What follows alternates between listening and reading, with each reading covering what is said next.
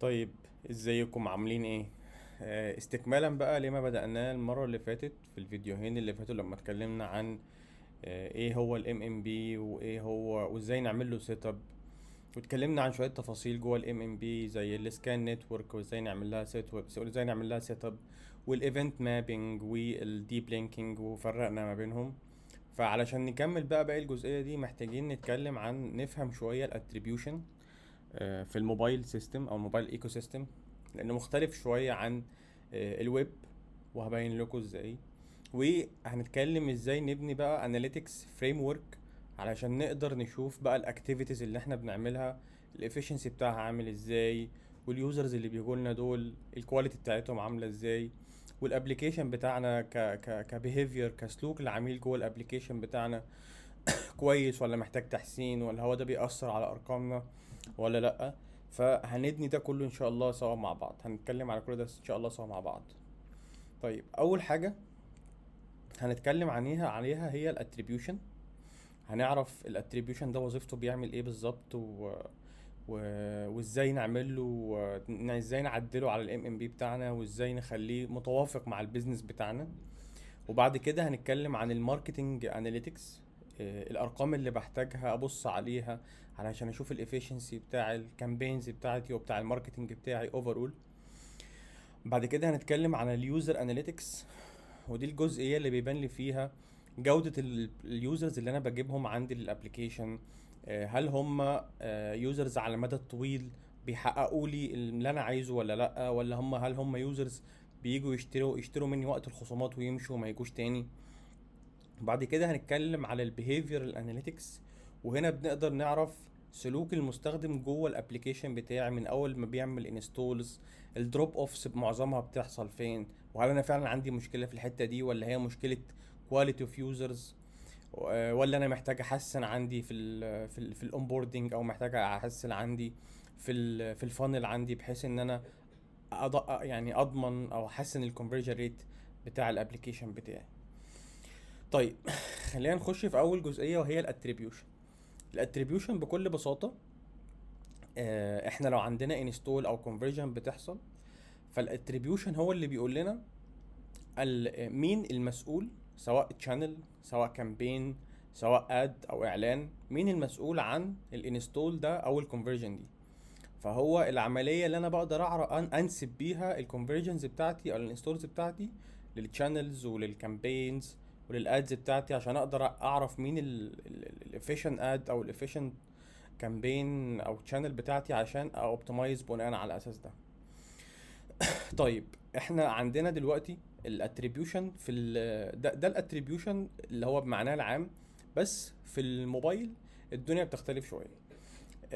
يعني في جزء منه شبه الويب، بس في اجزاء بتختلف شويه. يعني زي ما قلنا الاتريبيوشن عرفناها، تاني حاجه في الاتريبيوشن هي الاتريبيوشن ويندو. يعني ايه الاتريبيوشن ويندو؟ يعني انا بفضل لما مثلا يوزر بيكليك على اد معين، ايه الفتره اللي بعد الكليك دي او بعد الامبريشن ده بيقدر يحسب الاعلان، بيقدر يحسب ان الانستول او الكونفرجن دي حصلت من الاعلان ده. فهي دي الفتره اللي اليوزر فيها بيبقى اتريبيوتد للاد ده، سواء بقى اذا كان داس عليه، عمل كليك على الاد او عمل امبريشن. وبيتقسم لنوعين زي ما قلت، الكليك والفيو. يعني في ناس بتحط الاتريبيوشن بتاعها بناء على الكليك.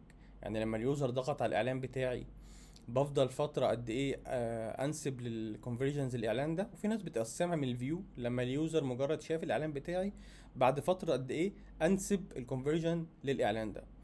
الجزء بقى اللي جديد هنا هو الري اتريبيوشن. دلوقتي احنا لو اليوزر عمل انستول للاب وعدى مرحله الاتريبيوشن اللي هم السبع ايام دول، وعمل ديليت للاب عنده من على الابلكيشن، وجه شاف اعلان تاني، وحمل التطبيق من الاعلان التاني ده. في الفتره دي بقى بيظهر مسمى جديد عندنا، وهو الري اتريبيوشن. الري اتريبيوشن هو الفتره اللي اليوزر شاف اعلان جديد بعد ما حذف التطبيق بتاعه قبل كده، او بعد ما عمل له ديليت، وحمل الابلكيشن من الاعلان ده.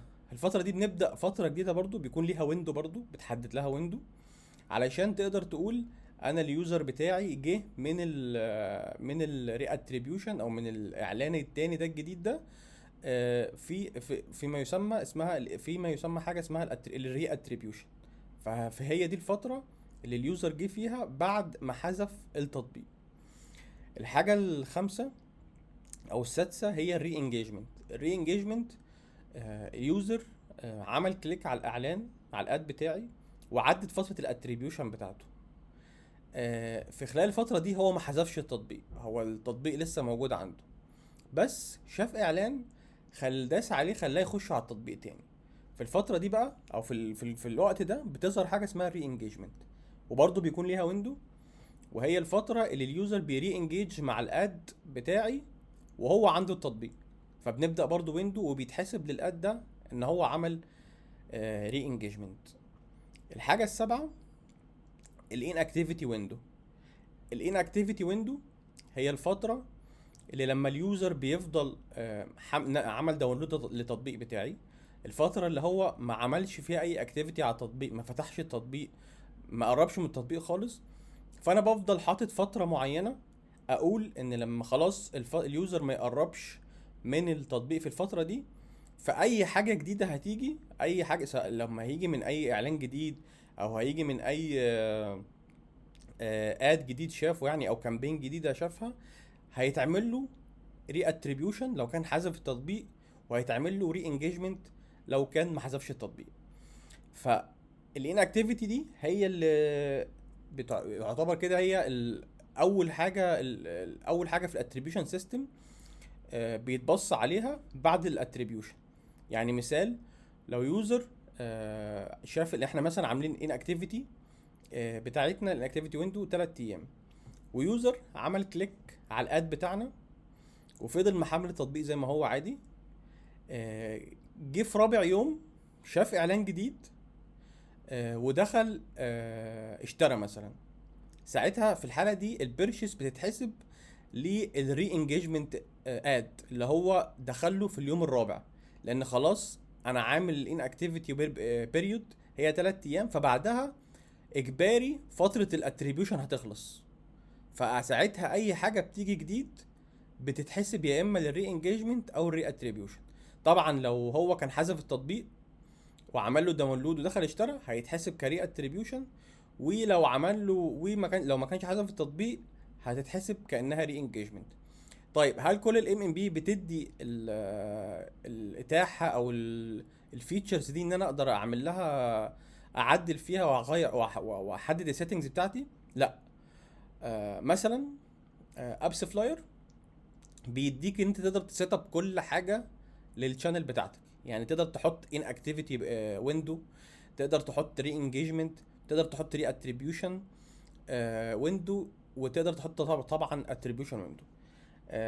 مثال ادجاست مثلا مش بيديك الفرصه دي. ادجاست بيعتبر هو بيديك الاتريبيوشن والري اتريبيوشن، وبيعتمد ان الري انجيجمنت خلاص هو بياخد نفس فتره الري اتريبيوشن بس ما يكونش حذف الاب، والان اكتيفيتي ويندو هو بيحسبها فتره الاتريبيوشن اللي انت حاططها، فما بيكونش موجود عندك سيتنجز قوي ان انت تعدل فيها. وخليني اوريكم مثال. لما تخش هنا على ادجاست وتروح على داتا وركس في الكونكشنز، هنخش مثلا نشوف مثال عندنا. سوري، هتخش على البارتنرز، تخش على فيسبوك، بعد كده تخش على بارتنر ليفل، بعد كده تخش هنا تعدل، هتلاقي هنا بيديك حاجتين، الاتريبيوشن والري اتريبيوشن.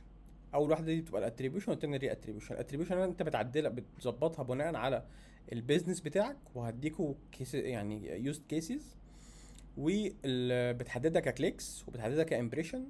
نفس الكلام الري اتريبيوشن انت بتظبطه برضو زي ما انت عايز، سواء بقى انت عايز اليوزر يفضل ري اتريبيوتد قد ايه، ودي برضو بيكون ليها يوز كيسز هكلمكم عليها.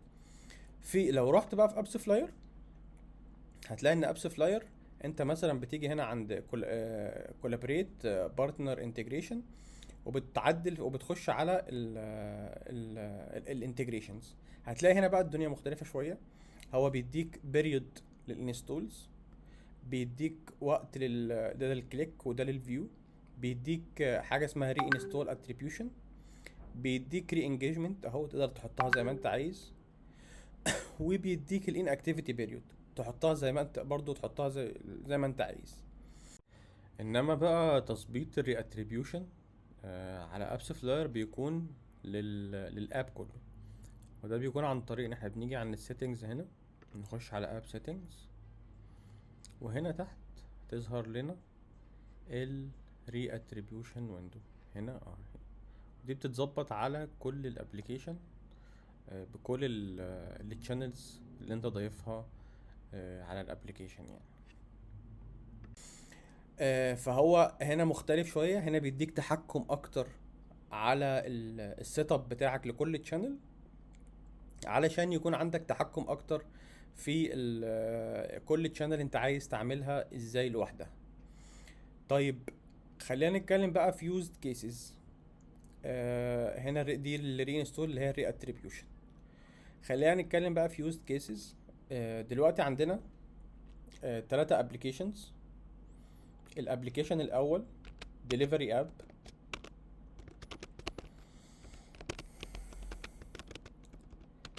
والابلكيشن التاني مثلا نقول اوتوموتيف اب،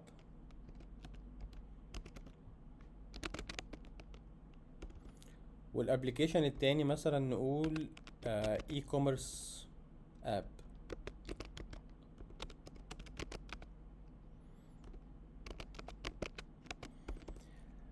لما نيجي نحدد بقى الانكتيفيتي بيريود بتاعتنا هنلاقي ايه.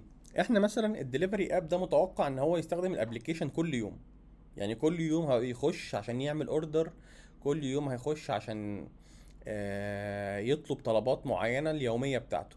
فلما اجي هنا اقول له الان اكتيفيتي بيريود بتاعتي اللي هو الان اكتيفيتي بيريود 30 يوم مثلا،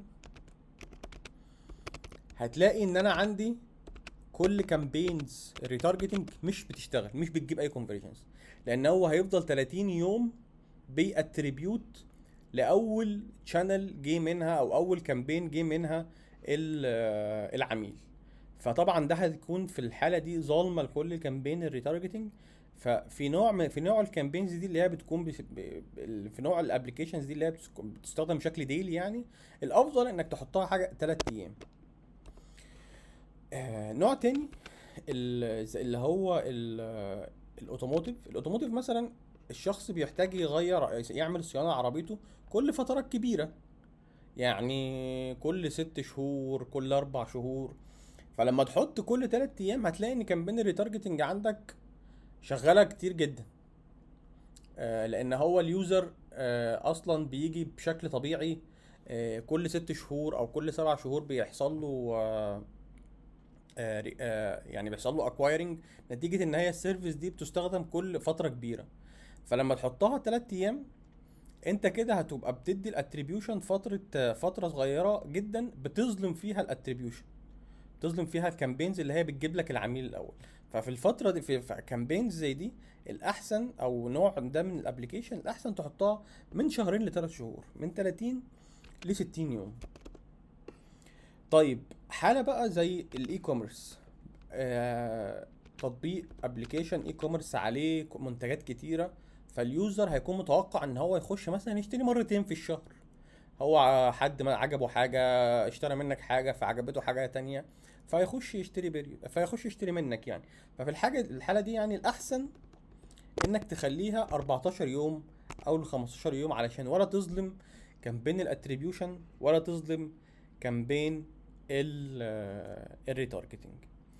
فهي دي بس الفكره. وبرده نفس الكلام بقى كده، نفس الطريقه دي او نفس فهمك لسلوك العميل ده اللي بتظبط برضو عليه الاتريبيوشن والري اتريبيوشن. فهي دي كده ببساطه موضوع الاتريبيوشن والري اتريبيوشن والاتريبيوشن يعني في الموبايل ايكو سيستم. اتمنى لو تكون واضحه.